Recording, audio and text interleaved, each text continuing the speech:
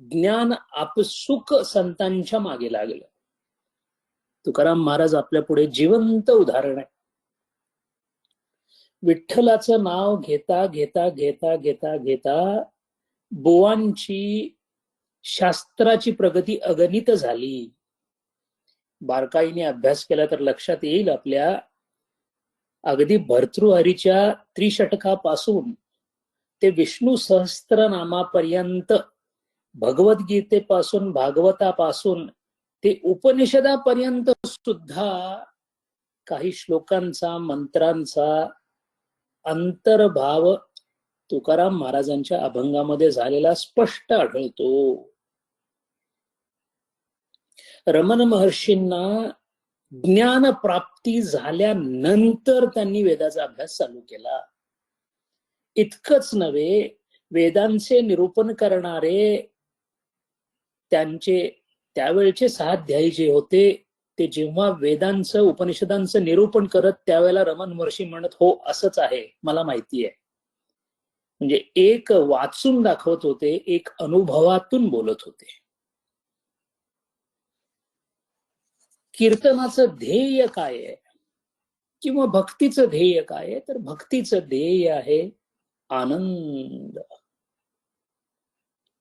जगातला उत्कृष्ट अत्युच्च आनंद मिळवणं. आपल्या सर्वांची धडपड आनंदासाठी चालू आहे.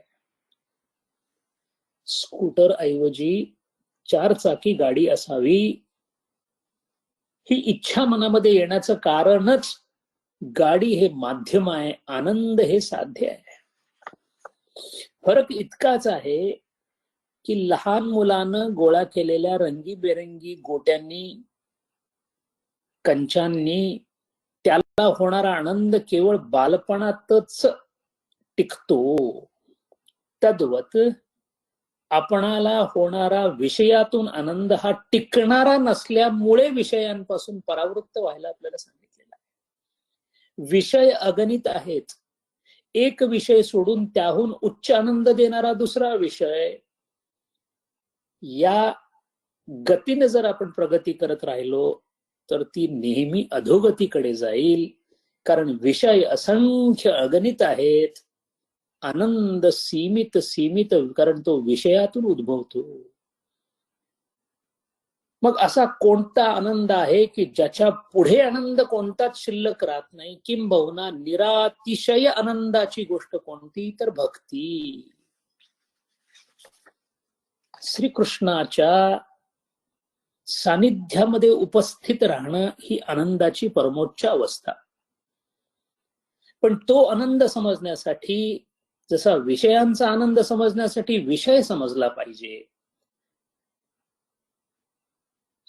अत्यंत सुंदर वास असणारा हापूस आंबा हा महाराष्ट्रीयन माणसाला समजतो, अमेरिकन माणसाला समजत नाही. म्हणून वस्तू समजल्याशिवाय, विषय समजल्याशिवाय आनंद नाही.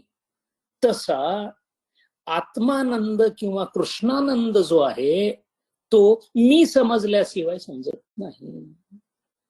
विषयानंदासाठी विषय समजावा लागतो आणि आत्मानंदासाठी मी समजावा लागतो. मी कोण हे समजल्याशिवाय आनंद नाही. म्हणून रमण महर्षी परत परत सांगतात, त्यांच्या तामिळ भाषेमधला महत्वाचा उद्गार म्हणजे नान यार, तू कोण आहेस? आत्मतत्व किंवा चैतन्य आणि अहंकार मन शरीर अशा दोहांचं अस्तित्व माझ्या शरीरामध्ये. यापैकी मी कोण? मी जर अहंकार मन शरीर या 3 पातळ्यांवर जे शरीर आहे, जो मी आहे, असा मी जर स्वतःला समजत असेल तर मग तो मी केवळ विषयातच आनंद शोधेल. म्हणजेच मीचा पत्ता लागणार नाही. त्यामुळे मला माझी स्वरूपाची ओळख होणार नाही. आणि एकदा का तो मी कोण हे समजलं की मग मी आणि भगवान श्रीकृष्ण श्रीराम यांचा माझा संबंध काय, त्याला संबंध ज्ञान असं म्हणतात. याचाच अर्थ कीर्तन हे अनुसंधान करून देणारं शास्त्र आहे. श्रवण मनन झाल्यानंतर मनाची तयारी झाल्यामुळे मी अहंकार, मन आणि शरीर हे नसून याहून पलीकडे असणार चैतन्य तत्व मी आहे, याची खात्री झाल्यानंतर मुखामध्ये आलेलं जे नाम आहे, जे ताला सहित असेल, ताल विरहित असेल, त्या संकीर्तनाने भगवान श्रीकृष्णाशी, श्रीरामाशी तादात्म्य साधलं जातं. म्हणून तुकाराम महाराज कीर्तनाला उभा राहिल्यानंतर त्यांच्याशी तादात्म्य साधावं म्हणून विठ्ठलराया कीर्तनामध्ये हजर असते. हे शास्त्र कसं आहे, कसं शक्य आहे, हे सांगण्यासाठीच 9व्या अध्यायामध्ये पहिल्याच श्लोकामध्ये भगवान वासुदेव म्हणतात, इदम तू ते गुह्यतम प्रवक्ष्यामि अनुसूयवे. हे वैष्णवा, अनुसूयवे म्हणजे कोण? ज्याला असूया नाही, अनुसया. सगळ्या भक्तांना अनुसया असावं लागतं. हे अनुसूयवे, हे अर्जुना, तू खरा वैष्णव आहेस, म्हणून मी तुला गुह्यतम असं शास्त्र प्रवक्ष्यामि सांगणार आहे. आणि नुसतं सांगणार नाही, ज्ञानम विज्ञानम सहितम यद ज्ञात्वा मोक्षसे अशुभात. हे तुझं जीवन जे अशुभ झालेलं आहे ते शुभ होऊन जाईल, आणि त्यालाच मुक्ती म्हणतात अर्जुना. ते मी तुला ज्ञान आणि विज्ञान, अनुभवासहित आणि अनुभवासाठी लागणारे ज्ञान, हे दोन्ही मी तुला देईन. म्हणून ज्ञानयोग, राजयोग, कर्मयोग जो खडतर तपस्येने जे देतो, ते केवळ आणि केवळ कृष्ण संकीर्तनाने भक्ताला प्राप्त होते. म्हणून तर सूरदास महाराज म्हणतात, जो सुख सुर अमर मोनी दुर्लभ, वो नंद भामिनी पावे. यशोदेनी कोणतंही पुस्तक वाचलं नाही, फक्त बाळ कृष्ण माझा बाळ एवढ्या एका भावावर यशोदा मनामध्ये, हाताने नव्हे, मनामध्ये कृष्णाचा पाळणा सतत चालू असणारी स्त्री म्हणजे यशोदा. यशोदा हरी पालना झुलावे, हिलरावे डुलरावे, जोई सोई कछु गावे, यशोदा हरिपालना झुलावे. हे जे कीर्तन आहे, या कीर्तनाला काही नियम घातलेले आहेत, काही पद्धती आहेत. माहिती म्हणून माहिती असायला हरकत नाहीये. नारदीय कीर्तन आणि व्यास कीर्तन अशी दोन परंपरा, प्रथा आहेत. व्यास कीर्तन आता फारसं आपल्याला दिसत नाही, पण नारदीय कीर्तन खूप प्रचलित आहे. आणि याच नारदीय कीर्तनातून वारकरी कीर्तन आलेलं आहे, जे आपल्या महाराष्ट्राला सुपरिचित आहे. नारदीय कीर्तनामध्ये सुरुवातीला परमेश्वराची स्तुती म्हणजे प्रार्थना, आणि त्याच्यानंतर पूर्वरंगाला सुरुवात होते. हा रंग आहे बरं का, पूर्वरंग. रंग म्हणजे श्रीरंगाशी नातं जोडण्यासाठी केलेल्या आध्यात्मिक किंवा तत्वज्ञान विषयाबद्दलचं निरूपण. म्हणजे केवळ शब्दांचा खेळ किंवा ज्ञान विखुरणे हा त्याचा उद्देश नसून, सांगता सांगता कीर्तनकारांनी, बुवांनी श्रीरंग त्या सभेमध्ये आणला पाहिजे. आणि मग हा श्रीरंग आणला, सगळ्यांच्या मनाचे रंग बदलत गेले, हा पूर्वरंग टिपेला पोचला की नामसंकीर्तन चालू होतं. जिथे भाव दृढ आणि बळकट झालेली असतात, त्या ठिकाणी नामसंकीर्तन चालू झालं की त्याच्यानंतर उत्तर रंग चालू होतं. उत्तर रंगामध्ये पूर्वरंगात घेतलेल्या विषयाशी संबंधित असे एखादं आख्यान किंवा कथा, ती इतिहास आणि पुराणातूनच घेतली जाते किंवा संतांच्या चरित्रातून घेतली जाते. सांगितलेलं तत्वज्ञान आणि सांगितलेली कथा याचा सुरेख मेळ घातल्यानंतर उत्तर रंग अशा ठिकाणी चढतो की प्रत्येकाचं मन प्रफुल्लित होऊन, प्रसादपूर्व होऊन, उल्हसित होऊन विश्वाचं कल्याण होणारं पसायदान मागू शकतं. या टिपेला पोहोचल्यानंतर हे नारदीय कीर्तन पूर्ण होतं. अर्धा तासापासून 3 तासापर्यंत, आणि जर एखादा गाडगे बाबांसारखा असेल तर कैक तासापर्यंत कीर्तन चालू शकतं.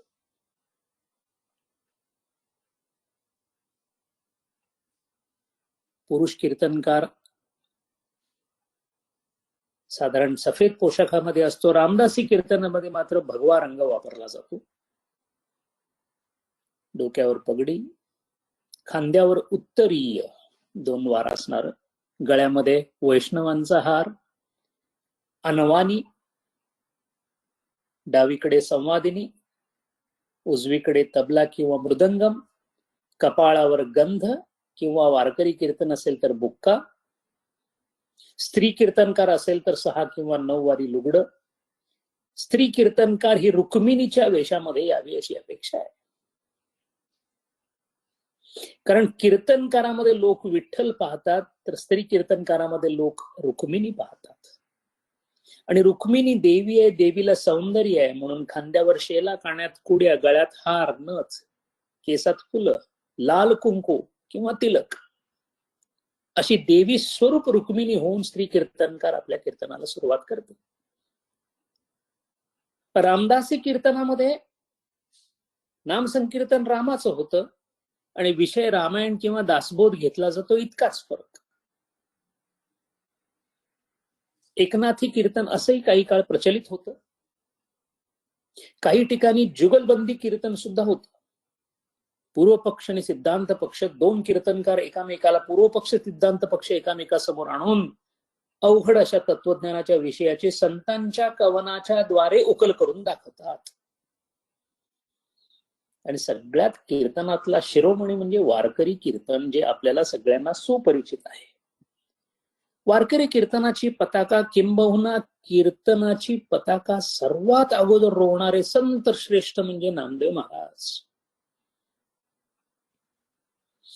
13व्या शतकामध्ये 15 वर्ष पंजाब दुमदुमून सोडणारे नामदेव महाराज इतके लोकप्रिय झाले होते की नामदेव महाराजांच्या मृत्यूनंतर 500 वर्ष महाराणा रणजित सिंग यांच्या आईनी, सासूबाईंनी नामा भगत या नामदेवांची सगळी कवनं पाठ केलेली होती. म्हणून नामदेवांची समाधी रणजित सिंगांच्या सासूबाईंनी बांधलेली आहे.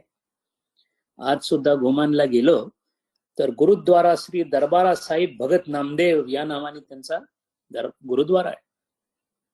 त्यांना गुरुद्वारा श्री तपियाना साहेब असं सुद्धा म्हणतात. नामदेव महाराजांनी पहिल्यांदा कीर्तन सोहळा तिथे सुरू केला आणि त्या काळामध्ये तिथे सुफी खूप होते, नाथपंथी साधू खूप होते. म्हणून नामदेव महाराजांनी हजारो कवनं त्यावेळच्या हिंदी भाषेमध्ये, त्यावेळेला हिंदी भाषा सुद्धा अस्तित्वात नव्हती, जवळजवळ शौरसेनी भाषा संपत आली होती आणि हिंदी नुकती सुरू होणार होती. अवधी, ब्रजी अशा प्रकारच्या भाषा होत्या. कलंदर केसवा करी अब्दालीसी भेसवा नामदेवांचं कीर्तन आहे. कलंदर केसवा, कृष्णाला कलंदर म्हटले, सुफीमध्ये कलंदर असतात, दमादम मस्त कलंदर, हे खूप उच्च प्रकारची रचना आहे. शाहबाज कलंदर नावाचा सुफी होऊन गेला. त्या कवनाचं सगळं मात्र जरी या सिनेसृष्टीने केलं असलं तरी अत्यंत गूढ असणारं ते कीर्तन आहे. 4 चराग तेरे परन हमेशा, पंजवा में बारन लाइया, झूले लाल, दमादम मस्त कलंदर. अरे 4 दिशा सीमित असताना मी 5व्या दिशेहून असा एक दिवा घेऊन आलेली आहे, त्याला ज्ञानाचा दिवा म्हणतात. असा हा ज्ञानाचा दिवा आणणारा मी तुझा कलंदर आहे, असं ते सखी शाहबाजनी म्हटलेलं आहे. नामदेव महाराजांनी कीर्तन केलेलं आहे. ओ कलंदर केशवा करी अब्दाली भेसवा. अब्दाली म्हणजे देवाचा सेवक. करी अब्दाली भेसवा म्हणजे देवाच्या सेवकाच्या भेषामध्ये हे कृष्णा तू रूप घेऊन अवतार घेऊन आलास. जिमी आकाश कुलहिरी कुलसिरिकिनी कौसे सपत पयाला, चमर कोश का मंदर तेरा, किही बिदी बने गोपाला, ओ कलंदर केसवा. अशा पद्धतीने नामदेव महाराजांनी जे कीर्तन सुरू केली, कीर्तनाची परंपरा, ती महाराष्ट्रामध्ये अखंड 800-900 वर्ष गरजत गरजत गरजत अजूनही आपल्या कानावर पडते. हे आपलं नशीब. देवाच्या नावाचा गजर होणाऱ्या भूमीमध्ये जन्म व्हावा ही पुण्याईची गोष्ट आहे. याची कपर्दिक सुद्धा कल्पना आपल्याला येत नाही. म्हणून संकीर्तन जी भक्ती आहे, त्या भक्तीतून भगवंताची आल्हादिनी शक्ती जी आहे, ती शक्ती उद्दीपित झाली पाहिजे. संकीर्तन चालू झाल्यानंतर संपोपर्यंत भक्त आपल्या स्थानाहून, ठिकाणाहून जो निघून मनाच्या पलीकडे केवळ परमेश्वराच्या दरबारामध्ये, जिथे केवळ प्रेम आहे, म्हणजेच परमेश्वराची आल्हादिनी शक्ती आहे. एक सूफी फार शांत छान सांगतो, न फना मेरी न बका मेरी. फना म्हणजे लय पावणे, मी लय सुद्धा पाहू शकत नाही.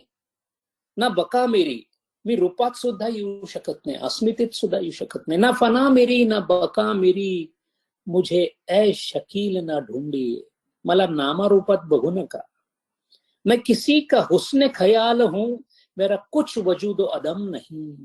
माझी काही सत्ता अस्तित्व असं नामरूपात नाहीये. मैं किसी का हुस्न ख्याल हूं, मी कुणाचा तरी प्रेमाचा विचार आहे, म्हणजेच मी आल्हादिनी शक्ती आहे, म्हणजेच मी भगवान श्रीकृष्ण परमात्मा आहे.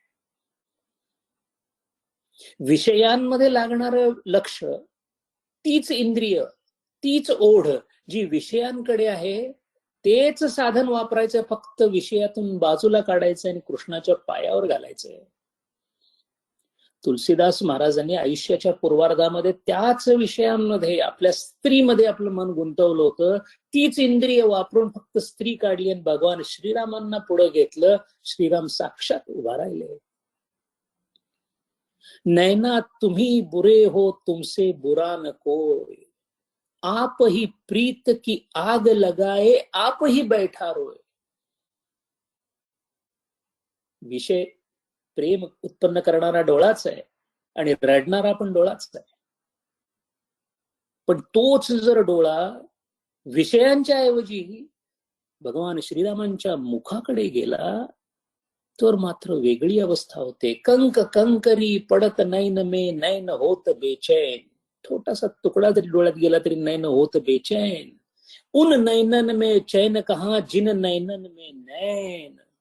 रामाचे डोळे ज्या डोळ्यामध्ये आले त्याला चैन कशी पडेल. म्हणून समर्थांनी सांगितलेलं आहे, सगुण कथा या नाव कीर्तन. अद्वैत म्हणजे निरूपण. कीर्तनात नेहमी सगुण कथा करायची असते. निरूपण नुसतं जर असेल प्रवचन तर मग अद्वैताचं करावं. सगुण कथा या नाव कीर्तन, अद्वैत म्हणजे निरूपण. सगुण रक्षून निर्गुण बोलत जावे. मूर्तीचा, पूजेचा उपहास करण्याची काही ज्ञानी लोकांना, काही वाचणाऱ्या लोकांना सवय लागायला सुरुवात होते. सगुण रक्षून निर्गुण बोलत जावे, समर्थांचा हुकूम आहे. कीर्तनाचं महत्व समर्थ सांगतात, कीर्तने महादोषे जाती, कीर्तने होय उत्तम गती, कीर्तने भगवत प्राप्ती यदर्थी संदेह नाही. समर्थांचं आश्वासन आहे. एवढंच नव्हे, सुरुवात होते म्हणजे वाचेपासून. कीर्तनकारांनी अभद्र शब्द किंवा शिवी दिली असं होऊ शकत नाही, मग तो कीर्तनकार असू शकत नाही.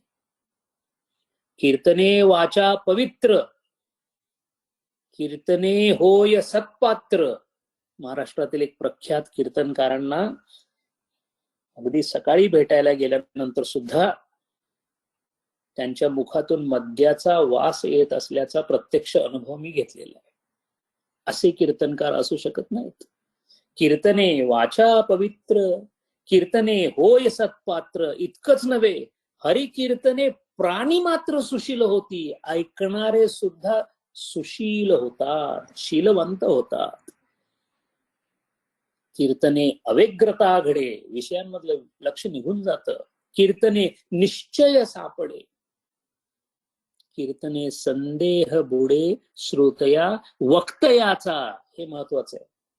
केवळ श्रोत्यांचाच संदेह जातो असा नाही, वक्त्याचाही जातो. म्हणून प्रत्येक कीर्तनकाराने भगवंताचे श्रोत्यांचे आभार मानावेत, कारण त्यांच्या कृपा आशीर्वादानं त्याला स्वतःचे दोष पाहून त्याचं निर्मूलन करता येतो. महाराज, संकीर्तनकार सगळेच पुण्यवान असतात असं नाही, पापी सुद्धा असतात. असा एखादा माझ्यासारखा पापी सुद्धा जेव्हा बोलायला लागतो, तेव्हा वक्त्यांच्या उपस्थितीने त्याला स्वतःच्या पापी अंतःकरणाचा विचार करावा लागतो. वैषम्य वाटायला लागतं की आपल्याकडे अशी दुर्गुण असताना मी भगवंताचं नाम सगळ्या लोकांना सांगतो, तेव्हा माझ्या दुर्गुणांची लवकरात लवकर मला परावृत्ती करायला हवी, अन्यथा विठ्ठलाचं नाम माझ्या जिभेवर शोभणार नाही.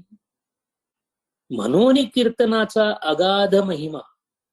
कीर्तने संतोषे परमात्मा, सकळ तीर्थे आणि जगदात्मा हरिकीर्तनी वसे.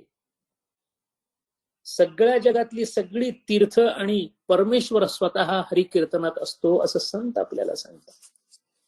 असं सांगणारे संत ज्या ठिकाणी होऊन गेले, जिथे केवळ संकीर्तनाने आपली मुक्ती ज्यांनी प्राप्त करून घेतली, अशा या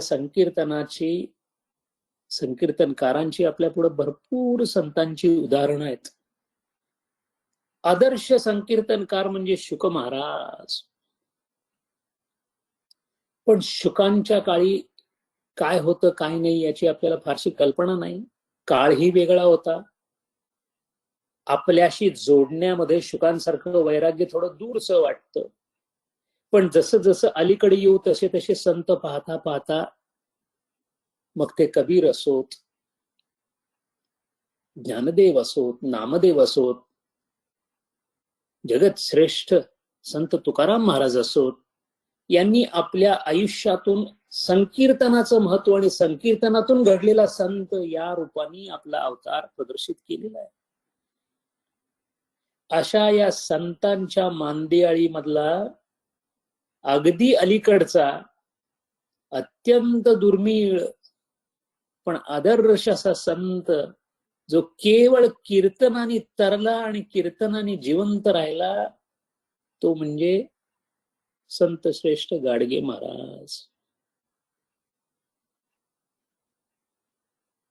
मागच्या वेळेला आपल्याला सूचना आली होती की प्रत्येक भक्तीमधल्या एखाद्या आदर्शाचा आपण अभ्यास करावा. अत्यंत स्तुत्य सूचना आहे.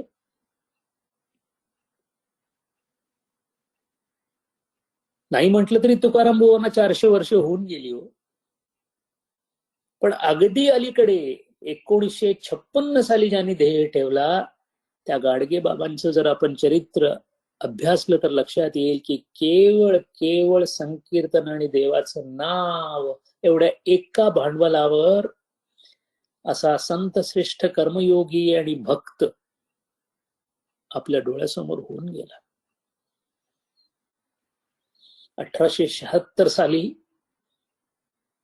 डेबू झिंगराजी जानोरकर हे गाडगे महाराजांचं पूर्ण नाव.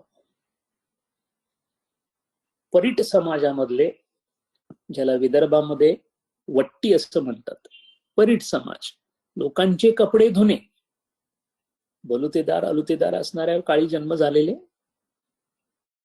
डेबू हे त्यांचं लहानपणचं नाव. परीट असून सुद्धा थोडीशी शेती असल्यामुळे अत्यंत हलाखीत जन्म होऊन वडिलांचा अगदी लहानपणीच मृत्यू होईल. दारूला आहारी जाऊन त्यांच्या वडिलांचा मृत्यू झाला. घर उघड्यावर पडलं. मामांनी त्यांचा सांभाळ केला, पण आपल्या स्वकष्टाने शेती फुलवत आर्थिक स्थिती बऱ्यापैकी गाडगे महाराजांनी केली. 29 वर्ष वय होतं. 29व्या वर्षामध्ये 1905 ची कथा आहे. जानेवारीचा महिना होता. पीक तरारून वर आलं होतं. यावर्षी धान्य जास्त होणार याचा आनंद सगळ्याच शेतकऱ्यांना त्यांच्या गावामध्ये झाला होता. अर्थात त्याला गाडगे महाराजही अपवाद नव्हते. पाखरांनी धान्याचं नुकसान करू नये म्हणून मचानावर उभा राहून पहाटेच्या वेळी पाखरांना दूर सारण्यासाठी गाडगे महाराज मचानावर चढले असतानाच पूर्वेकडून सूर्यदेवांचं आगमन झालं. अजून ते सूर्यबिंब तितकं जहाल झालेलं नव्हतं. त्याच वेळेला त्यांना ज्या ठिकाणी ते उभे होते त्यापासून काही अंतरावरून एक अत्यंत तेजस्वी, उंच, लांब जटा वाढलेली एक साधू अशी एक शरीर यष्टी चालत येताना दिसली. बाबांना आश्चर्य वाटलं की इतकी सगळी शेते आहेत, सगळीकडे शेतकरी आहेत, पण ही व्यक्ती माझ्याकडे काय येते. बघता बघता ते साधू त्यांच्या जवळ पोहोचले आणि ते जवळ आले म्हणून दर्शनासाठी मचानावरून खाली उतरले बाबा. आणि गाडगे बाबांनी त्यांना नमस्कार केला आणि विचारलं, महाराज आपल्याला काही हवंय का. साधू बाबांनी उत्तर दिलं, बेटा मैं कुछ लेने नहीं आया हूं, कुछ देने आया हूं. गाडगे बाबांना समजलं नाही. साधू म्हणाला, बेटा यहाँ पे कोई मंदिर है क्या. बाबा म्हणाले, बाबा इथे जवळच शिवाचं मंदिर आहे. दोघे शिवाच्या मंदिरामध्ये गेले. गाडगे बाबांचा हात त्या साधूंनी आपल्या हातामध्ये घेतला. बाबांच्या डोक्यावर हात ठेवला आणि म्हणाले, बेटा इस दुनिया अब तेरे लिए खुला आसमान है.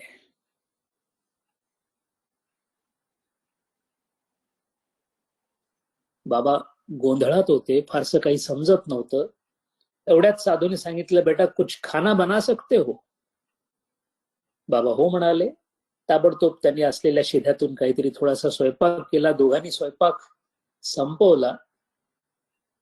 स्वयंपाकातला पहिला घास साधूंनी आपल्या हाताने गाडगे बाबांच्या मुखामध्ये घातला आणि ज्या वेगाने तो आला त्याच वेगाने तो तिथून निघून गेला.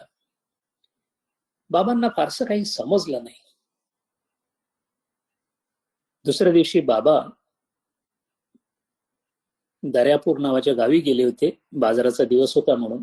आणि तिकडून परत आले तेव्हा कळालं की हा साधू ते नसताना त्यांच्या गावामध्ये डेबू डेबू डेबू अशी हाक मारत निघून गेला.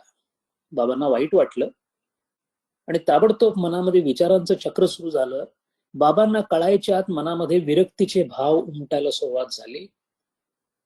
बाबा रस्त्याच्या कडेने गावामध्ये असे चालले होते विचार करत, काय झालं, कुठून साधू आला, काय झालं, माझ्या मनामध्ये असे विरक्तीचे विचार काय येत आहेत. तेवढ्यात तिथे एका कीर्तनकाराचं, देवळामध्ये चालत असलेल्या कीर्तनकाराचे काही बोल त्यांच्या कानावर पडले.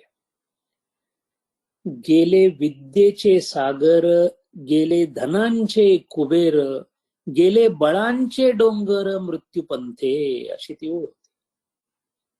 हे कानावर पडल्याबरोबर विमनस्क अवस्थेत असणाऱ्या गाडगे बाबांना विरक्तीच्या भावनेचा कळस झाला. तिथून ते स्नान करून घरी येण्यासाठी म्हणून स्नानासाठी नदीवर गेले. नदीवर गेले असताना कमरेला लावलेला चांदीचा एक रुपया पाण्यामध्ये पडला आणि तो शोधण्यासाठी त्यांनी खूप प्रयत्न केले, पण तो हाताला सापडला नाही.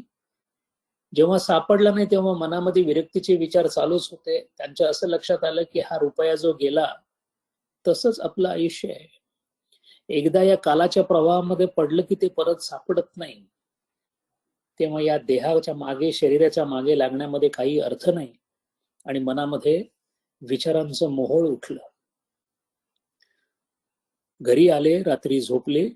झोपलेले असताना मध्यरात्री उठले. आपले पत्नी कुंताबाई तिच्याकडे पाहिलं. तिच्या पोटामध्ये 4 महिन्याचं बाळ होतं. मोठ्या 2 मुली अलोकाबाई आणि कलावती बाजूला झोपलेल्या होत्या. आई सखूबाई झोपलेली होती. सगळ्यांकडे एक नजर टाकली आणि मनामध्ये आलेल्या विचारांचं मोहोळ आता वेगळ्या क्षेत्रामध्ये पोहोचलं होतं. बाबा झट दिशी उठले, एक नजर आपल्या कुटुंबाकडे टाकली आणि तिथून जे बाहेर पडले, बाबांनी ग्रहत्याग केला. सिद्धार्थ गौतम बुद्धाची गोष्ट आपल्याला इथे आठवते. अशीच एक नजर त्यांनी आपल्या राजप्रासादामध्ये झोपलेल्या आपल्या पत्नीकडे आणि मुलाकडे टाकली होती. बाबा तिथून जे निघाले ते बाहेर पडले. 1905 ते 1917 असे 12 वर्ष बाबा भारत भ्रमण आणि साधना करत राहिले. बाबांनी केलेली साधना हा एक अभ्यासाचा विषय आहे. आपण साधन चतुष्टाचा अभ्यास करतो तो केवळ शाब्दिक अभ्यास होतो. बाबांनी साधन चतुष्ट अंमलात आणण्यासाठी, अनुभवात आणण्यासाठी साधना सुरू केली. भटकंतीला बाहेर पडले. भूक अत्यंत लागली तर भुकेसाठी कडुलिंबाचा एक दिवस पाला खाऊन दिवस काढला, फक्त शरीराला सांगण्यासाठी की तुझे चोचले माझ्या समोर चालणार नाहीत. कडकडून भूक लागल्यानंतर आपण भुकेच्या आहारी जातो हे कळाल्याबरोबर ओंजळीने जमेल तितकं पाणी भरून पोटामध्ये भूक शमवण्याचा प्रयत्न त्यांनी केला. हळूहळू मनाची दृढ निश्चयता वाढवत नेली.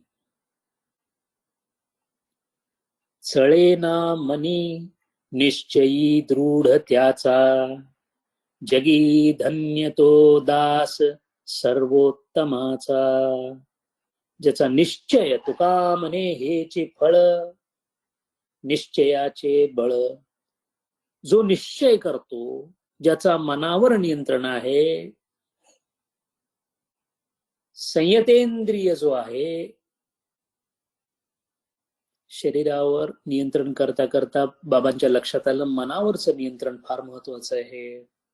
आणि मनाचा सगळ्यात मोठा शत्रू जर कोणता असेल तो म्हणजे अहंभाव. मग बाबांनी एक वेगळीच कृती चालू केली.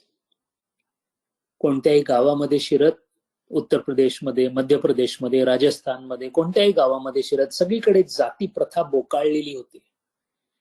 ज्या कठड्यावर, पाराच्या कट्ट्यावर माणसं बसलेली असत तिथं बाबा जाऊन बसत आणि सहज कोणी विचारलं बाबा तुम्ही कोण, तर मुद्दा म्हणून सांगत अरे मी महार आहे, मी चांभार आहे असं म्हणत. ताबडतोब लोकांना कळे की अरे एक अछूत आदमी आपल्या जवळ येऊन बसलेला आहे. त्यामुळे सगळे त्यांना लाथा बुक्क्यांनी मारत आणि बाबा हसत राहत. पाहणाऱ्यांना कधी कधी वाईट वाटत आणि विचारत बाबा इतका मार का खाता. बाबा म्हणायचे तुम्हाला नाही कळायचं ते बाबा, मी माझा अहम काढतोय. हातामध्ये एक झाडू आणि ज्या गावात जाईल, अख्ख्या भारत भ्रमणामध्ये ज्या गावात जाईल त्या गावामधलं मंदिर शोधायचं, त्या मंदिराचा परिसर लख्ख स्वच्छ करायचा, मंदिराच्या दारात बसायचं, लोकांचा मार खायचा, देईल तेव्हा भिक्षा घ्यायची, पण तोंडावरचं हसू कधीही मावळू द्यायचं नाही. महाराज याला म्हणतात शमदमाचा अभ्यास. एका कानामध्ये काचीची फुटकी बांगडी, दुसऱ्या कानामध्ये दोरांनी बांधलेली कवडी, एक हातामध्ये काठी आणि एक गाडग, ज्याच्यामुळे त्यांचं नाव गाडगे महाराज पडलं. अंगावरच्या कपड्यांची काय थोरवी वर्णावी. मूळचे परीट असल्यामुळे सुई दोरा चालवणं निश्चित बाबांना माहिती होतं. म्हणून जिथे जातील तिथं पडलेल्या कपड्यांचे तुकडे घेऊन एकामेकाला जोडून बाबा आपला स्वतःचा वेश बनवत. आणि ही वेशभूषा बाबांनी शेवटपर्यंत पाळली. महाराष्ट्राचे मुख्यमंत्री असणारे त्यांचे भक्त बाळासाहेब खेर यांना भेटायला जेव्हा मुख्यमंत्र्यांच्या कार्यालयात जात त्यावेळेस सुद्धा बाबांचा हाच पोशाख असेल. बाबा संपूर्ण आयुष्यामध्ये जमिनीवरच झोपले आणि अन्नप्राशन हे मडक्यातूनच केलं. तुका म्हणे मना पाहिजे अंकुश. काय होतं त्यामुळं नित्य नवा दिस जागृतीचा. मन एव मनुष्यानां कारणं बंध मोक्षयोः. महाराज ज्याचं मन संयतेंद्रिय झालं त्याला या जगामध्ये काहीच अवघड नाही. म्हणून जमिनीवरच झोपायचे बाबा. भूमी हेची अंथरून आकाश हेची पांघरून, कडक उन्हाळ्यामध्ये आपले पाय भाजू नये मग एरंडाची पानं पायाला बांधून बाबा चालत राहत. कधी शॉल वापरली नाही, कधी स्वेटर वापरलं नाही. किती पाऊस आले, किती थंडी लागली, किती ऊन आलं, बाबांचा वस्त्र हे एकच. बाबांच्या आणि महात्मा गांधींच्या जीवनामध्ये फार समानता सापडते. हे सगळं ज्ञानाचा अहम घालवण्यासाठी. मूलम तरो केवलम आश्रयंता, पानी द्वयं भोक्तुममत्रयन्तः, कंथामिव अपि श्रीमम अपि कुत्सियन्ता, कौपीनवन्तः खलु भाग्यवन्तः. शंकराचार्य म्हणतात, लंगोटीवर जो बाहेर पडला तो खरा भाग्यवंत. ज्याला अंगावरच्या वाकळीसारखी घृणा, घाणेरड्या वाकळीसारखी घृणा ज्याची पैशाबाबत आहे, जे पाणी द्वयम, जे दोन हातामध्ये बसेल तोच खातो तेच पितो, आणि मूलम तरो केवलम आश्रयंता, जो झाडाच्या खाली निवांत झोपतो तो खरा भाग्यवंत. त्यांच्या या परिव्राजक व्रताच्या काळामध्ये पहिल्याच वर्षी, एक वर्षभरातच त्यांच्या घरी कुणकुण लागली की बाबा ऋणमोचन नावाच्या गावामध्ये आहेत. ताबडतोब आई, पत्नी, मुली सगळे घेऊन त्यांना भेटायला गेले. पहा प्रसंग कसा आहे. जे घर बाबांनी सोडलं, ज्याचं कोणालाही माहिती नव्हतं, त्या घरातून पत्नी वगैरे आली. आई सखूबाईने जेव्हा आपल्या मुलाला पाहिलं तेव्हा रडायला लागल्या. बाबा शांत होते. पत्नी कुंताबाई आपलं नवजात एकमेव बालक, त्यांना एकच मुलगा होता गोविंदा नावाचा, 6 महिन्याचं बाळ घेऊन त्यांच्या समोर गेल्या आणि म्हणाल्या, तुम्ही घरी परत या. बाबा तस की मस्त झाले नाहीत. बाबांनी सांगितलं, आता हा देह घरी जाण्यासाठी नाही. मग म्हणाले, आम्ही कुठं जाऊ, काय करू, काय खाऊ, आम्हाला आधार कोणाचा?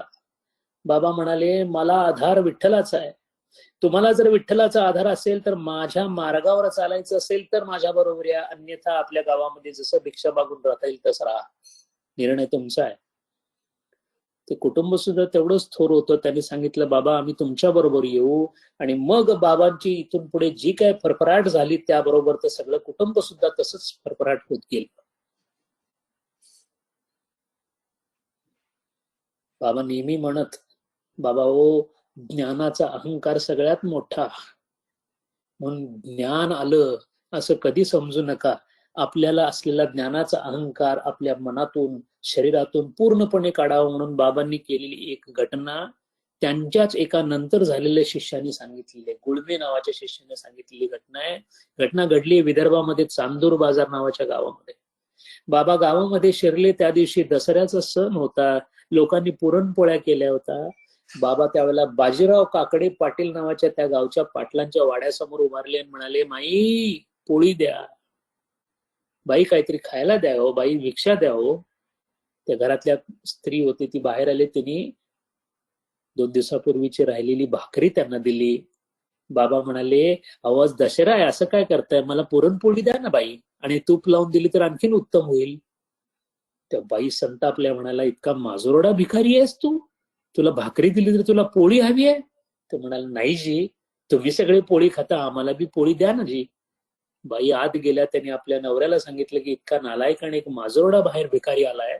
पाटील स्वतः बाहेर आले. म्हणाले, का रे, तुला मस्ती आली का, दिलेली भाकरी समजत नाही? ते म्हणाले, असं नाही जी, मला पुरणपोळी द्याची. बाबा हटेनात. पाटलांनी हातामध्ये काठी घेतली आणि बाबांना मारायला सुरुवात केली. बाबांच्या पाठीवर, पोटावर, पायावर वळ उठायला लागले. एक काठी मारताना तुटली. बाबा अजून हसतच होते म्हणून पाटलांनी दुसरी काठी घेतली.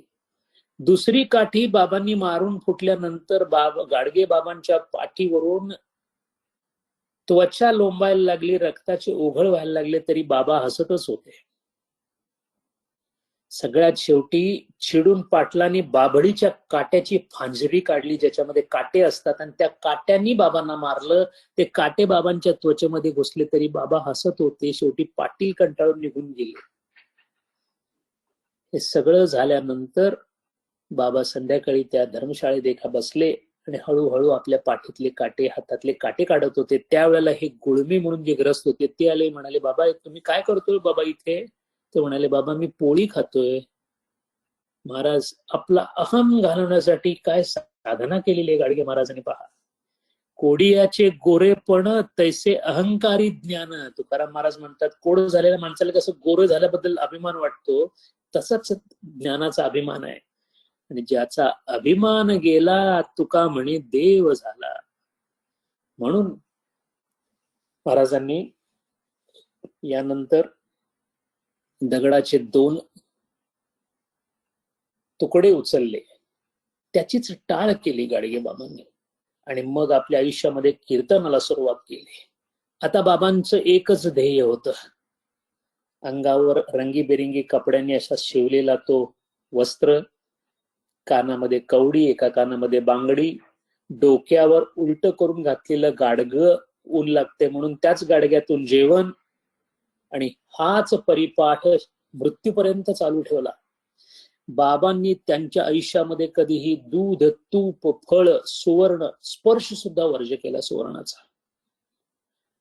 ज्या बाबांनी या महाराष्ट्रामध्ये 29 धर्मशाळा बांधल्या, अनेक इस्पितळांना मदत केली, अनेक अनाथालय बांधली, बाबा स्वतः मात्र शेवटपर्यंत मूर्तजापूरच्या एका झोपडीमध्येच राहिले. अख्ख्या उभ्या आयुष्यामध्ये बाबांनी फक्त एकदाच गोड खाल्लं, एक पेढा खाल्ला. आणि त्याचं कारण असं होतं, बाबांची असणारी एकमेव मूर्तजापूरची झोपडी आगीच्या भक्ष्यस्थानी पडली, आगीत जळून खाक झाली. ही बातमी जेव्हा बाबांना दिली, त्याबरोबर बाबांनी समोर असलेल्या त्या पदार्थांमधून एक पेढा उचलून तोंडात टाकला. एवढंच आयुष्यामध्ये खाल्लेलं गोड बाबांनी. कोणाबरोबर बाबांचा संपर्क होता?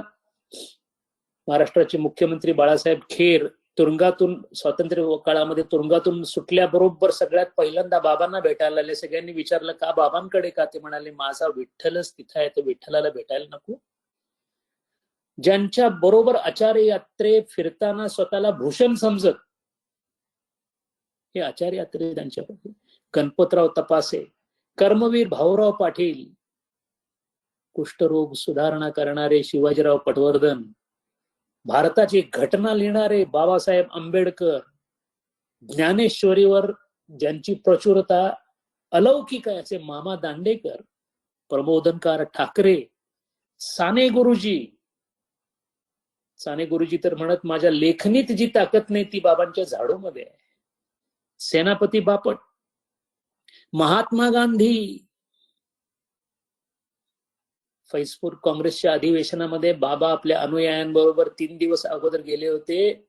स्वच्छतेचा महामेरू असणारे महात्मा गांधी सुद्धा त्यांची स्वच्छता बघून म्हणाले, देवा तुमच्यासारखं कोणी बघितलंय? त्याने विचारलं, हा परिसर इतका स्वच्छ केला कोणी?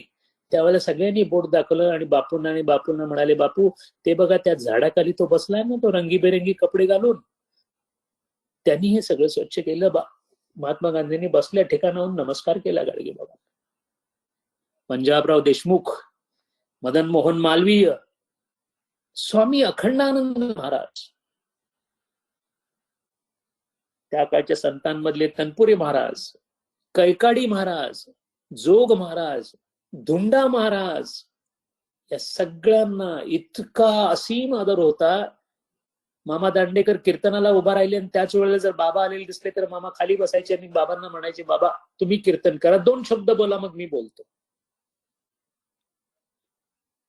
2 दगडांच्या तुकड्यानेच कीर्तन चालू केलेले गाडगे बाबा संकीर्तनाचा महिमा घेऊन पूर्ण महाराष्ट्रभर, दक्षिण गुजरात, उत्तर कर्नाटक, हैदराबाद पर्यंत बाबांची कीर्तन चालायची. आणि कीर्तनाला कोई वेळ, काळ, स्थळ काही नसायचं.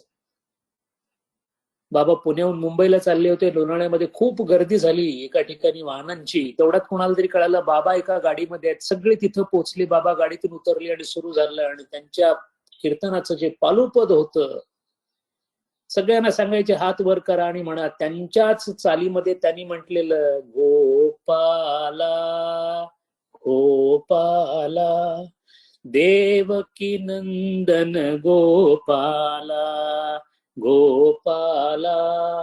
सगळी लोक उत्स्फूर्तपणे म्हणायची. बाबा म्हणायचे, मोठ्याने बोला, कीर्तन करायला लाजते, बायकोशी बोलते, मुलाशी बोलते, मित्राशी गुलुगुलू बोलते आणि कीर्तनाला लाज वाटते. ज्या माणसाला कीर्तनाची लाज वाटते ना बापो, तो माणूसच नाही, बाबा म्हणायचे. किती समर्पक सांगून ठेवले त्यांनी. असे हे बाबा कीर्तनामध्ये हळूहळू हळू पूर्ण महाराष्ट्राला कुठे कुठे कीर्तने केली नाहीत त्यांनी. पंढरपूर, नाशिक, पुणे, चांदा, दक्षिण गुजरात, हैदराबाद, मिरज, कोल्हापूर, सांगली, सातारा, औरंगाबाद, नगर, मूर्तिजापूर, अमरावती, कुठेही बाबांचं कीर्तन झालं नाही असं फार कमी. असं करत करत आयुष्याच्या शेवटी त्यांचं जेव्हा कीर्तन झालं, ते कीर्तन दुसऱ्या तिसऱ्या कोणी नसून आमंत्रण देणारे कोण होते? बांद्र्याचं पोलीस स्टेशन. महाराज त्या काळचे पोलीस सुद्धा कीर्तनामध्ये रस घेणारे होते. आता काळ बदललाय. बांद्र्याच्या पोलिसांनी महाराजांना बोलवून आणलं, म्हणून महाराजांनी पोलिसांना मान म्हणून 10 नोव्हेंबर 1956 शेवटचं कीर्तन केलं. आणि हेच कीर्तन फक्त आपल्याला ऐकण्यासाठी अजूनही युट्यूबवर अवेलेबल आहे. शरीर परोपकारी लावावे, बहुतांच्या कार्यासी यावे, उने पडो नि द्यावे, कोणी एकाचे. माऊलींनी सांगितलंय. 29 धर्मशाळा आणि गोशाळा. पण गमतीचा भाग म्हणजे त्यांनी स्वतःही कधी त्या आपण स्वतः बांधलेल्या धर्मशाळेत बाबा कधी राहिले नाहीत. त्यांनी त्यांच्या कुटुंबियाला राहू दिलं नाही. त्यांची मुलगी अलोकाबाई लग्न होऊन माहेरी आली होती पहिल्या बाळणपणाला. कुंताबाई म्हणजे त्यांच्या पत्नीने सांगितलं बाबांना, बाबा आपली मुलगी महाराज चाललीये, परत काहीतरी साडी चोळी तरी द्यावं लागेल. बाबा म्हणाले, 5 घर भिक्षा माग, 5 घरची भांडी घास, त्यातनं आलेल्या पैशामधून साडी चोळी जमली तर दे, नाहीतर देऊ नकोस. बाबांचं हृदय सगळ्यांचं दुःख बघून द्रवायचं. इतकी असीम करुणा होती. मूर्तिजापूरला गेले होते त्यावेळेला लक्षात आले की आपल्याला दर्शन कोणालाही देत नसत. बाबा कीर्तनाला उभा राहिले की भयंकर गर्दी असे, लाखो पर्यंत लोक गेलेले आहेत त्यांच्या कीर्तनामध्ये. आणि कीर्तन झाल्याबरोबर सगळे माझ्या दर्शनाला येतील म्हणून बाबा काठी घेऊन असायचे. जो कोणी पायाला हात लावायचा प्रयत्न केला तर त्याला काठीने मारायचे. आणि त्याहूनही महत्वाचं म्हणजे कीर्तन करायच्या अगोदरच बाबांची एक अट असायची, कीर्तनाची पूर्ण जागा स्वतः आपल्या झाडोनी झाडायची. कीर्तनाला उभा राहायची आणि कीर्तनाच्या अगोदरच त्यांनी जागा बघून घेतलेली असायची की कुठं पळून जायचं. म्हणून बाबा अंधारामध्ये गुडूप होऊन जायचे, कोणाला सापडायचेच नाहीत. कशासाठी? आपलं दर्शन घेऊन. महाराज याला नम्रता म्हणतात. अध्यक्षस्थानावर बसल्यानंतर केलेल्या कौतुकामुळे अंगावर मोराचं पीस ज्याला फिरवल्यासारखं वाटतं, तो कधी कीर्तनकार होऊ शकत नाही. विषयाच्या संगे आयुष्याचा नाश, पाडी येले ओस स्वहिताची. स्वहित कधीच होऊ शकत नाही. बाबांनी वारीमध्ये हजारो कीर्तन केली पंढरपुरामध्ये, पण कधीही विठ्ठलाचं दर्शन घेतलं नाही. असाच एक सुफी संत होऊन गेला जो जन्मानी मुसलमान होता. आपल्या सर्वांना माहिती आहे त्याचं नाव गालिब. लोकांना गालिब हा प्रेमाचे शेर लिहिणारा कोणीतरी माणूस, अशीच एक गैरसमजूत आपल्या मनामध्ये आहे. महाराज गालिब समजायला ताकद लागते. गालिबाच्या अद्वैती शायर होता तो. पण मुसलमान असून कधीही रोजा ठेवला नाही, कधीही नमाज पडला नाही. 9 मुलंच्या 9 मुलं वयाच्या 10व्या वर्षाच्या आत एका पाठोपाठ एक पटापट मिली. त्या वैराग्यातून गालिबच्या सुफी काव्याचा जन्म झाला. पत्नी म्हणत असे, तोबा कीजिए अल्लाह की आप रोजा भी नहीं रखते हो ना नमाज पढ़ते हो. फार छान उत्तर गालिबनी त्याला दिलेलं आहे. म्हणाले, बीबी जान, आप तो भगवान के सामने गिड़गिड़ाते हो, हम तो उसके साथ बैठते हैं, एवढा अधिकार होता गालिबला. म्हणून इतकी कीर्तन करून देवकनंदन गोपाला म्हणणारे गाडगे बाबा स्वतः त्यांनी पंढरपुरामध्ये विठ्ठलाचं दर्शन एकदा सुद्धा घेतलं नाही. ज्या ज्या मंदिरामध्ये जात त्या मंदिरामध्ये साफसफाई करणं. बाबांनी अनेक अन्नछत्र घातली, पण अन्नछत्रामधली एक अट असायची बाबांची अशी की सगळ्यांना मी वाढणार, वाढत्याचं काम करायचं. स्वतः त्या वाढत्या अन्नछत्रामधलं अन्न मिष्टान्न कधीच बाबांनी खाल्लं नाही. देव देवांतरा न भजावे, हे सर्वथा काही न करावे, तुम्ही स्वधर्मी यज्ञ अजावे अनायसे. बाबा मुंबईला कीर्तन करत होते, कीर्तनात पान थुंकणारा माणूस दिसला. बाबा कीर्तन सोडून आपल्या 2 हाताची उंजळी करून त्याच्या समोर उभा राहिले आणि म्हणाले, बाबा थुंकायचं असेल तर माझ्या हातामध्ये थुंक. शौचालयातील दुसऱ्यांच्या विष्ठेचा ढीग जो स्वतःच्या हाताने स्वच्छ करतो ना, त्याला लोकोत्तर असं म्हणतात. बाबा लोकोत्तर होते. अत्यंत कठोर व्रत स्वतःच आणि आपल्या कुटुंबाला सुद्धा. आपल्या एकुलत्या एक मुलाचा विवाह होता, वरळीला विवाह झाला. बाबांच्या मुलाचा विवाह म्हणून बऱ्याचशा शेठ लोकांनी मुंबईच्या खूप पैसे देतो म्हणून सांगितलं. बाबा म्हणाले, बाबा हो मी गरीब माणूस. तरी शेवटी एका मुंबईच्या मारवाडी शेठांनी, श्रीमंत माणसांनी चांदीच्या रुपयांनी भरलेली थाळ घेऊन आला. तो बाबांनी कुटुंबियांना बोलवलं, म्हणाले, बघा रे आपल्याला कधी बघायला मिळालं नाही. आणि मग त्याला म्हणाले, बाबा हे घेऊन जावा तुम्ही, आम्हाला हे बघायला सुद्धा मिळालं नाही म्हणून आम्ही बघितलं, ही परमेश्वराची कृपा, ती तुम्ही घेऊन जावा. सोने मोती आम्हा मृत्तिके समान. म्हणून कर्मवीर भाऊराव बाबांना आधुनिक तुकाराम म्हणत असत. मुलाचं लग्न कसं केलं? मुलाच्या लग्नामध्ये अट घातली व्याह्याना. आपल्या पत्नीला सांगितलं आणि मुलीला, 5 घरी जाऊन भिक्षा मागून आण, त्या भिक्षेतून झालेलं जे काही अन्न तयार होईल तेच आपल्या लग्नाचं जेवण समजायचं. जवळच्या झाडांवरची फुलं तोडली, 2 माळा केल्या, एकामेकाला माळा घातल्या गेल्या आणि लग्न झालं असं सांगण्यात आलं. लग्न होण्यात झाल्याबरोबर त्यांनी आपल्या व्याह्याला सांगितलं की ज्या ठिकाणी लग्न झालंय तिथलं सगळं साफसफाई केल्याशिवाय तुम्ही इथून हलायचं नाही. म्हणून बाबा स्वतः खराटा घेऊन उभा राहिले. मुलाच्या लग्नामध्ये कमीत कमी हजर तरी राहिले, मुलीच्या लग्नामध्ये हजरच राहिले नाहीत.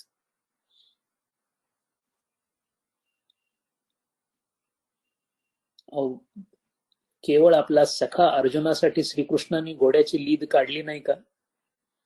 साने गुरुजींना जेव्हा दुःख झालं की एक मुकादम, एक तान्ह बाळ घेऊन डोक्यावर, पाटी घेऊन डोक्यावर माल घेऊन जाणारी एक स्त्री ज्या ठिकाणी काम करत होती, साने गुरुजींचं लक्ष गेले की तो माणूस तिच्या डोक्यावरची पाटी पडली म्हणून ओरडत आहे आणि तिच्या हातात मात्र तान्ह मूल आहे. बाकी सगळ्यांना दिसत होतं, केवळ साने गुरुजी पळत गेले.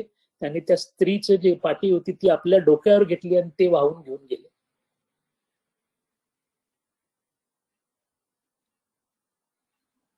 रयत शिक्षण संस्थेच्या संडास, या संडासामध्ये खूप पाणी तुंबायला लागलं अशी तक्रार गेल्यानंतर कर्मवीर स्वतः पाहायला गेले.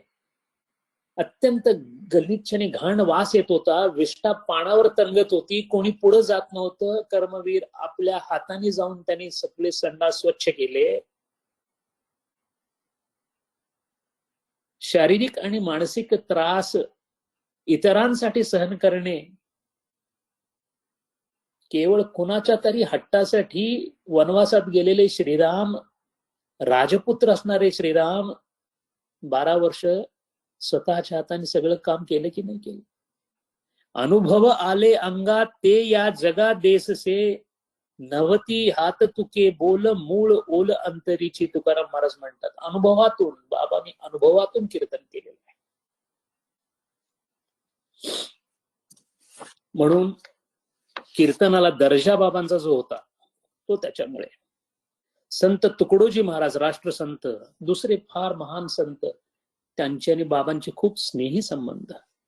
दोघेही साधे, दोघेही कीर्तनकार, दोघांनी कीर्तनातून उद्धार केलेला आणि दोघेही महात्मा गांधींचे लाडके.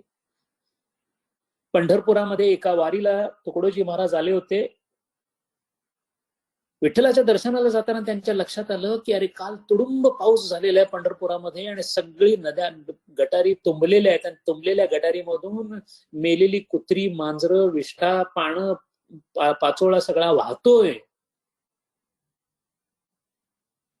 कसं तरी वाट काढत तुकडोजी महाराज मंदिरापर्यंत पोहोचले, पण जाताना त्यांनी पाहिलं होतं की ह्या सगळ्या याच्यामध्ये मेलेली कुत्री, मांजरी बाजूला काढणारा हा जो रंगीबेरंगी कपडे घातलेला माणूस दिसतो तो म्हणजे गाडगे बाबाचा आहे. म्हणून पण विठ्ठलाच्या दर्शनाला गेलेले तुकडोजी महाराज अर्ध्यावरून परत आले आणि त्यांनी दर्शन घेतलं गाडगे बाबांचं. बाबा म्हटले काय झालं ग? म्हटले नाही, विठ्ठलाचं दर्शन घ्यायला गेलो होतो, माझ्या लक्षात आलं विठ्ठल इथेच रस्त्यातच आहे.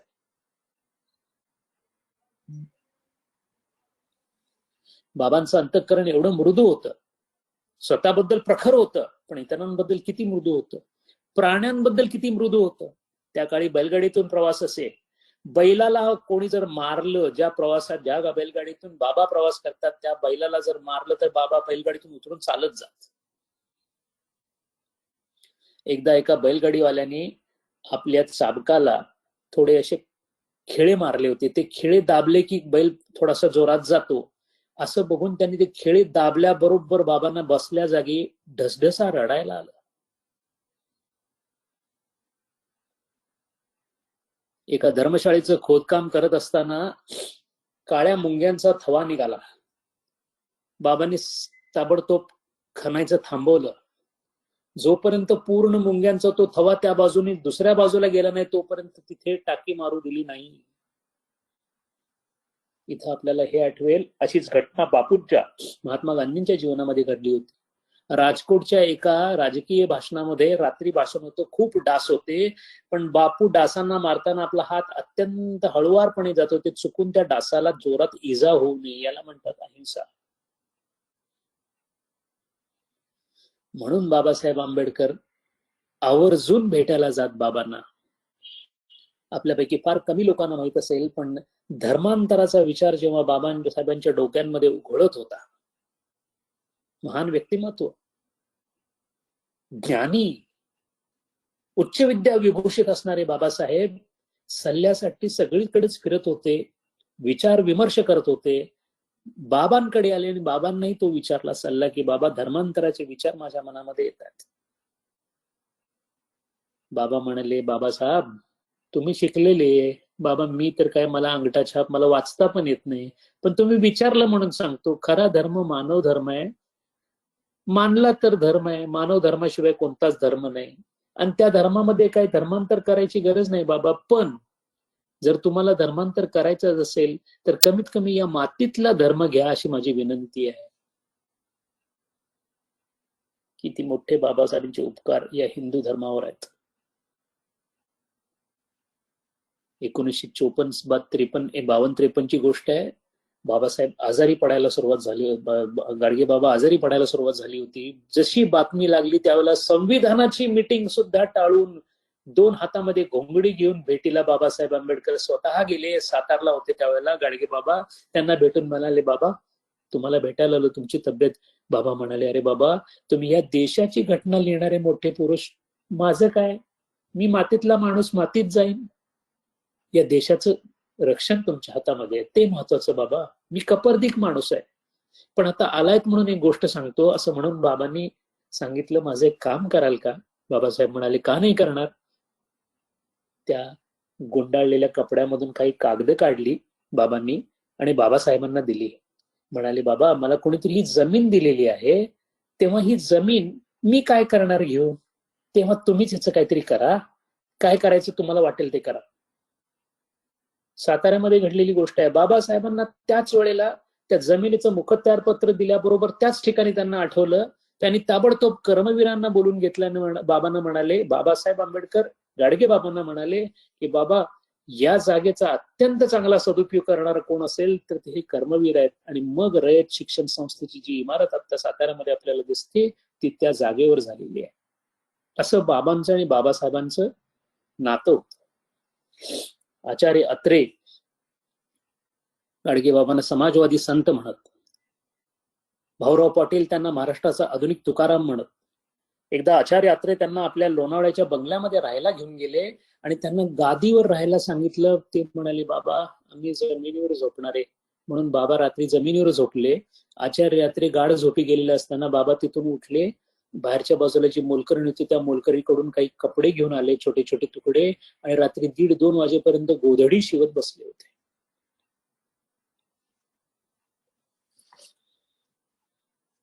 मामा दांडेकर जेव्हा कीर्तनाला उभे असत आणि चुकून जरी बाबा आले तर मामा आपलं कीर्तन थांबवत आणि बाबांना कीर्तन करायला सांगत. अशा या ठिकाणी 1955 साली अखिल भारतीय कीर्तन आणि तत्वज्ञान परिषद चालू होती. मामा दांडेकर, दुंडा महाराज, बंकट महाराज, जोग महाराज, तुकडोजी महाराज, कैकाडी महाराज, तनपुरे महाराज, नामानंद महाराज अशी दिग्गज मंडळी बसली होती व्यासपीठावर. त्यावेळेला बाबांनी खूप मोठा आणि गर्भित अर्थ असणारा एक प्रश्न विचारला. कारण सगळ्यांनी आग्रह केला कीर्तनाचा. तो प्रश्न अजूनही अनुत्तरित राहिला आहे. बाबा व्यासपीठावर आले आणि म्हणाले, तुम्ही सगळे सुशिक्षित लोक आहात बाबांनो, जर तुकारामांचे खरी अनुयायी असाल तर मी मागितलेली एक गोष्ट आज तुम्ही द्याल का? आणि बाबांनी एक प्रश्न त्या सभेपुढे टाकला. समोर हजारो लोक उभे होते. बाबांनी प्रश्न केला, माझ्यासह सर्व दलितांना आज तुम्ही ब्राह्मण म्हणून सांगाल का? प्रश्नाचं उत्तर कोणीच दिलं नाही.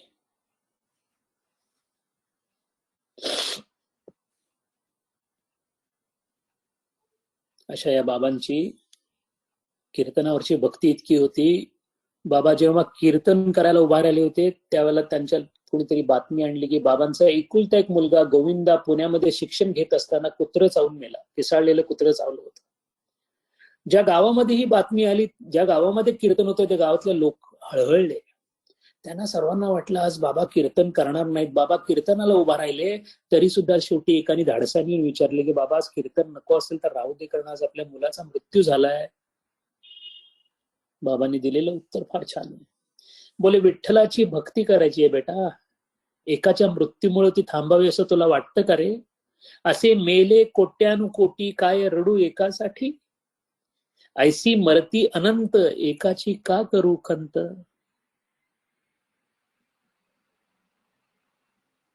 असे गाडगे बाबा आहेत.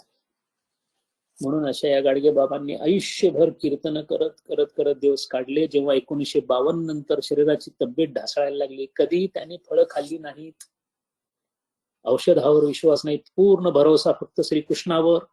अशा या परिस्थितीमध्ये 1953-54 साली स्वतः मुख्यमंत्र्यांनी सेंट जॉर्जेस इस्पितळामध्ये बाबांना दाखल केलं. इस्पितळात दाखल केल्यानंतर त्यांना वॉर्डमध्ये एक बेड देण्यात आला. बाबा म्हणाले, आम्ही कधी वर झोपलो नाही. त्या बेडच्या शेजारी फरशीवर बाबा राहिले. 2 दिवस कसे तरी थांबले. दुसऱ्या दिवशी रात्री आपल्या एका नजदीकच्या सहकार्याला सांगितलं, बाबा ही आमची जागा नव्हे, आणि मध्यरात्री तिथून पळ काढला. तिथून टेंभी गावाला गेले. टेंभी गावाला जाताना 2 वेळेला बेशुद्ध झाले. बेशुद्धीतून शुद्धी आल्याबरोबर सगळ्यांनी विचारलं, बाबा टेंभी गावात जायची गरज आहे का? कीर्तन चालू राहिलं पाहिजे. जसे नरसू जोग होऊन गेले तसे बाबा कीर्तनकार होते. विठ्ठलाच्या भक्तीमध्ये खंड नाही पडला पाहिजे. ज्या माणसाला एका दिवसामध्ये 3 वेळेला शुद्ध हरपलेला माणूस परत कीर्तनाला उभा राहिला आणि तोंडातून परत शब्द निघाले, गोपाला गोपाला देवकी नंदन गोपाला. शेवटचं कीर्तन सप्टेंबर 1956 साली बांद्र्याला केलं. त्याच वेळा सांगितलं, आता आमचं शेवटचं कीर्तन. आणि असं हे बाबा मृत्यूच्या वेळेला सगळ्यांनी सांगितलं हॉस्पिटलमध्ये जाऊया, बाबा तुमची तब्येत बरोबर नाही. बाबा म्हणाले, बाबा मरावं कसं? हत्तीसारखं. हत्ती मेलेलं कोणी बघितलं का? हत्ती जेव्हा आपला मृत्यू जवळ येतो तेव्हा सगळी जागा सोडून एकांतात जातो आणि तिथे आपला जीव सोडतो. आपण असंच मरून जावं. कारण बाबांना आता लक्षात आलं होतं आपला मृत्यू समोर आहे. अंतर्ज्ञानी होते. म्हणून तिथून नागरवाडी नावाच्या गावाकडे बाबा निघाले. अत्यंत छोटं गाव, अख्खा महाराष्ट्र ज्यांच्या मागे होता, अख्खं सरकार ज्यांना आनंदाने स्वीकारत होतं. त्यांची कुठेही व्यवस्था होऊ शकली असती, पण बाबा नागरवडी नावाच्या अत्यंत छोट्या गावाकडे निघाले. चांदूर नावाच्या गावाकडे जात असताना पेढी नदीच्या पुलावर त्यांची गाडी पोहोचली. बाबा शुद्ध बिशुद्ध अशा दोन्ही अवस्थेत होते. त्या पुलाच्या मध्यभागी गाडी आल्यानंतर बाबांनी डोळे उघडले, बघितलं सगळीकडे बाजूला जी लोक होती, जे त्यांना घेऊन जात होते, ते सगळे कीर्तन करत होते. आनंद वाटला बाबांना की माझ्या जाण्याच्या क्षणी सुद्धा कीर्तन चालू आहे. बाबांनी सर्वांकडे एक नजर फिरवली आणि असा हा देवकी नंदन गोपाला म्हणणारे बाबा शेवटी गोपालात जाऊन विसर्जित झाले. 20 डिसेंबर 1956 साली त्यांनी देह ठेवला. देह ठेवला ती घटना गदिमांसारख्या प्रतिभाशाली कवींनी फार सुंदर वर्णन केलंय. विठ्ठलाच्या पायी थरारली वीट, राऊळीची घाट निनादली, ज्ञानोबाच्या दारी शहारे पिंपळ, इंद्रायणी जळ खळाळले, उठला हुंदका देहूच्या वाऱ्यात, तुका समाधीत चाळवला, सज्जन गडात टिटवी बोलली, समाधी हलली समर्थांची, एका ब्राह्मणाची, एकनाथ महाराज, एका ब्राह्मणाची पैठणपुरीत भिजे मध्यरात्र आसवानी, संत माळेतील मनी शेवटला आज ओघळला एकाएकी. महाराज आपलं अवतार कार्य, आपलं कार्य समाप्त होत असण्याची जेव्हा जाणीव होते संतांना, तेव्हा संत आपल्या शरीराकडे फार दुर्लक्ष करतात. अगदी अशीच अवस्था माऊलींची झाली होती. देहाला विटाळतात, देहाला कंटाळतात संत लोक. म्हणून ज्ञानदेवांच्या समाधीचं वर्णन करताना नामदेव म्हणतात, नामा म्हणे आता देहासी विटला, स्वरूपी पालटला ज्ञानदेव. तुकाराम महाराजांच्या निर्वाणीच्या वेळेला सुद्धा अशीच कथा होती. तुकाराम महाराज पूर्ण ज्ञानी असल्यामुळे आता आपला शरीर त्याग करायची वेळ आली, त्यांना माहिती होती. त्याच वेळेला शिवाजी महाराजांचा निरोप आला की आपण आपल्या भेटीची इच्छा आहे, आपण यावं. त्याला उत्तर म्हणून महाराजांनी, तुकाराम महाराजांनी दिलेले उत्तर आहे. तुकाराम महाराजांच्या प्रत्येक अभंगामध्ये 2 प्रकारचे अर्थ आहेत. एक लौकिक अर्थ आहे, एक गुढार्थ आहे. म्हणून तुकारामांची गाथा हा 5वा वेद आहे. 4 समजतील पण 5वा वेद समजणार नाही. उत्तर दिले शिवाजींच्या आमंत्रणाला, उद्देश पण निर्देश आहेत परमेश्वराकडे. अरण्यवासी आम्ही फिरो उदासीन, दर्शनहीन अमंगळ, वस्त्रहीन काया झालीसे मळीन, अन्नरहितहीन फलाहारी, रोडके हात पाय दिसे अवकळा, काय तो सोहळा दर्शनाचा, तुझी भेट घेणे काय हे मागणे. शिवाजीलाही म्हणतात आणि देवालाही म्हणतायत, तुझी भेट घेणे काय हे मागणे, आशेचे हे शून्य केले आम्ही, निराशेचा गाव दिधला आम्हासी, प्रवृत्ती भागासी सांडियले, तुम्हा पाशी आम्ही येऊनिया काय, वृताही हासीन चालण्याचा, मागावे ते अन्न तरी भिक्षा थोर, वस्त्रासीही भार चिंधा बीदी, निद्रेसी आसन उत्तम पाशान, वरी आवरण आकाशाचे. असा निरोप शिवाजी महाराजांना पाठवला. तसाच देवाला सुद्धा तो पोचला. आणि म्हणून शेवटची वारी जमणार नाही म्हणून विठ्ठलाला सुद्धा निरोप पाठवला. तुकाराम महाराजांचा शेवटचा निरोप विठ्ठलाचा आणि गाडगे बाबांचा एकच आहे. तुम्ही सनकाधिक मनविता कृपावंत, एवढा करा उपकार देवा सांगा नमस्कार, भाकुनी करुणा विनवी वैकुंठीचा राणा, तुका म्हणे मज आठवा मूळ लवकरी पाठवा, मूळ लवकरी पाठवा. गाडगे बाबा, संत तुकाराम, माऊली, नाथ महाराज, समर्थ यांचं गाव वेगळं आहे, आपलं गाव वेगळं आहे. आपलं गाव फार वेगळं आहे. म्हणून तुकाराम महाराज म्हणाले, आम्ही जातो आमच्या गावा, आमचा राम राम घ्यावा. आता कैचे येणे जाणे, सहज खुंटले बोलणे. वैखरी सुद्धा समाप्त झाली महाराज. असे हे संत श्रेष्ठ गाडगे बाबा. संकीर्तनाचा महिमा किती मोठा असू शकतो हे सांगणारे आजकाल ते आधुनिक तुकाराम. या सगळ्या संतांपासून आपल्याला स्फूर्ती मिळो. संकीर्तन घडो, संकीर्तन कानावर पडो. भगवान श्रीरामांचं, श्रीकृष्णाचं नाव सतत आपल्या मुखामध्ये राहो, सतत कानावर पडो. विचारांमध्ये राम भारित विचार होत, कृष्ण भारित होत विचार होत, अशी त्या परमात्म्याकडे, विधात्याकडे प्रार्थना करून नवविधा भक्तीमधल्या कीर्तन, संकीर्तन, नाम संकीर्तन या पुष्पाला आपण आता इथे विराम देऊ आणि नाम स्मरण भक्ती पुढच्या शनिवारपासून चालू करू. हरि ओम. ओम पूर्णमद पूर्णमिदं पूर्णात् पूर्णमुदच्यते पूर्णस्य पूर्णमादाय पूर्णमेवावशिष्यते. ओम शांति शांति शांति.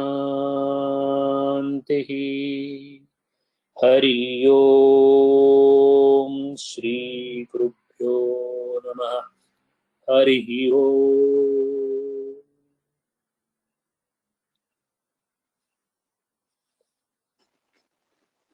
धन्यवाद डॉक्टर साहेब. आपल्यापैकी कोणाला प्रश्न असल्यास माईक अनम्यूट करून डॉक्टर साहेबांना विचारावेत.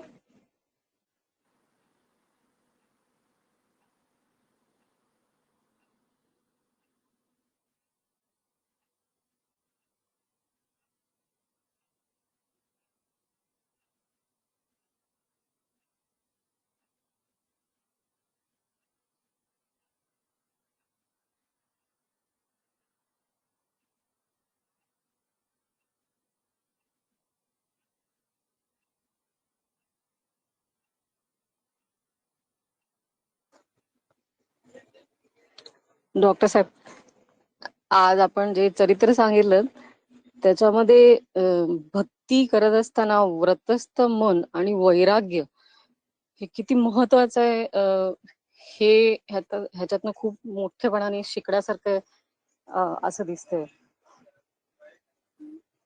जर भगवंतावरचं प्रेम आणि त्याच्याबरोबर लागणार बाकीच्या विषयातलं किंवा जगताचं वैराग्य हे प्राकर्षाने या चरित्रामधनं असं ठळकपणे समोर आलं. खूप धन्यवाद. हरि ओम. हरि ओम. आणि दादांना पण विशेष धन्यवाद की त्यांनी सुचवलं की आपण एखादं असं आदर्श प्रत्येक भक्तीशी रिलेटेड एखादं उदाहरण तुम्ही सांगितलं तर त्याचा ते बरं होईल. आणि आय थिंक खूप खूप इम्पॉर्टंट सूचना आहे, त्याचा आजच्या ह्याच्यात मोठा फायदा झाला. दादा तुम्हाला पण धन्यवाद. श्रीराम, खूप खूप धन्यवाद डॉक्टर साहेब. आता तुम्ही म्हटल्याप्रमाणे वैखरीच थांबलेली आहे, अजून काही बोलण्यासारखं वाटत नाही. खूप खूप आभार. श्रीराम. जय श्रीराम.